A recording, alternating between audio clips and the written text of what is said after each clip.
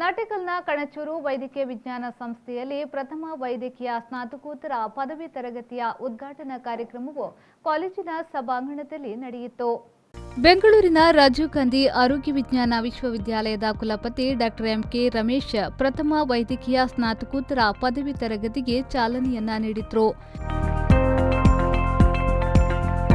ನಂತರ ಮಾತನಾಡಿದ ಅವರು, ಎಂಬಿಬಿಎಸ್ ಪದವಿಯ ಅವಧಿ ಕಡಿತ ಹಾಗೂ ಸ್ನಾತಕೋತ್ತರ ವಿಭಾಗವನ್ನು ಎಂಬಿಬಿಎಸ್ ಜೊತೆಗೆ ವಿಲೀನಗೊಳಿಸುವ ಪ್ರಸ್ತಾಪನೆಗಳಿದ್ದು, ಈ ಕುರಿತು ಸಂಬಂಧಪಟ್ಟ ಇಲಾಖೆಗಳು ಹಾಗೂ ತಜ್ಞರ ಜೊತೆಗೆ ಚರ್ಚಿಸುವ ವೇದಿಕೆಯನ್ನ ಮುಂದಿನ ದಿನಗಳಲ್ಲಿ ನಡೆಸುವ ಚಿಂತನೆಯನ್ನ ನಡೆಸಲಿದೆ.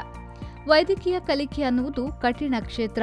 ಎಂಬಿಬಿಎಸ್ ಪದವಿಯ ನಂತರ ಬದಲಾವಣೆಗೆ ಹಿಂದೆ ಕೆಲವು ಅವಕಾಶಗಳಿತ್ತು. ಪ್ರಸ್ತುತ ಸನ್ನಿವೇಶದಲ್ಲಿ ಸಾಕಷ್ಟು ಅವಕಾಶಗಳಿವೆ.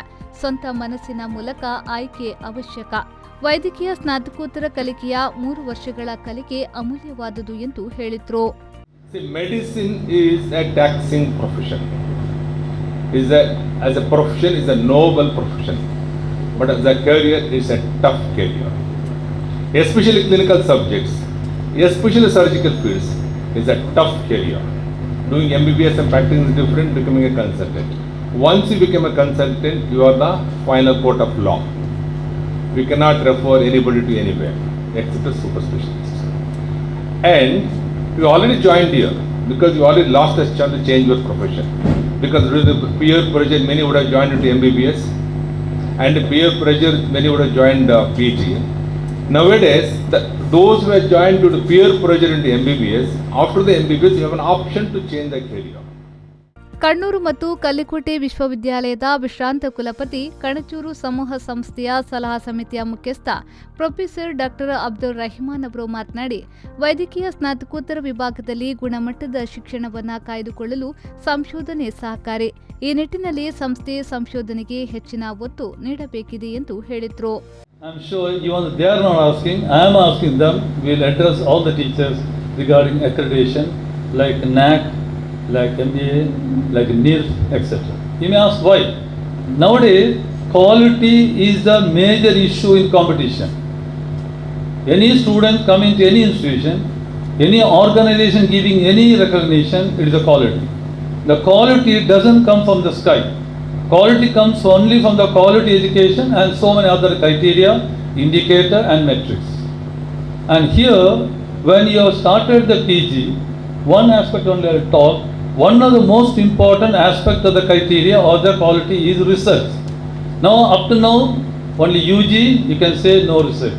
Now PG has come, research has to start automatically. I mean, they have to publish papers, not only that, they have to research. Kanachur institute of medical sciences and research ಸೆಂಟರ್ನ ಚೇರ್ಮನ್ ಯುಕೆ ಮೋನು ಕಾರ್ಯಕ್ರಮದ ಅಧ್ಯಕ್ಷತೆ ವಹಿಸಿ ಮಾತನಾಡಿದರು. ನಾನೊಬ್ಬ ಈ ಸಂಸ್ಥೆಯ ಮುಖ್ಯಸ್ಥನಾಗಿ ನಿಮಗೆ ಹೊಸದಾಗಿ ನಮ್ಮ ಸಂಸ್ಥೆಗೆ ಬಂದು ಜಾಯ್ನ್ ಆದವರಿಗೆ ಹೇಳುವುದು,